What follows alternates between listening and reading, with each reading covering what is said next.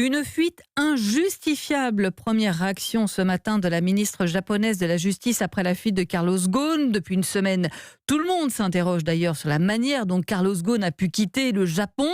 On a parlé de contrebasse dans laquelle il se serait caché. Mais aujourd'hui, Nicolas Feldman, vous vous trouvez au Liban pour Europe 1. C'est la thèse d'une évasion de l'ancien patron de Renault dissimulé dans une caisse qui tient la corde. Oui, effectivement, Fabienne, avec cette photo publiée hier soir par le Wall Street Journal. Sur ce cliché, un gros caisson à roulettes d'habitude utilisé pour y ranger des instruments de musique. À la surface, 2 fentes certainement percées pour permettre à Carlos Ghosn de respirer.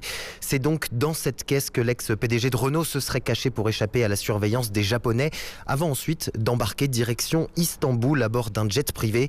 Les médias japonais précisent, ce type d'avion n'est pas forcément soumis à la vérification des bagages. C'est donc ce qui aurait permis que la caisse ne soit ni ouverte ni scannée à la douane. Alors ce scénario revient depuis le début de l'affaire, mais Carol Ghosn en personne est montée au créneau pour démentir. La compagnie propriétaire du jet à bord duquel a été retrouvé ce caisson de son côté a lancé une enquête. Elle dit coopérer avec les autorités turques. 7 personnes ont déjà été arrêtées en Turquie, dont 5 inculpées pour trafic de migrants. Nicolas Feldman, envoyé spécial d'Europe 1 à Beyrouth.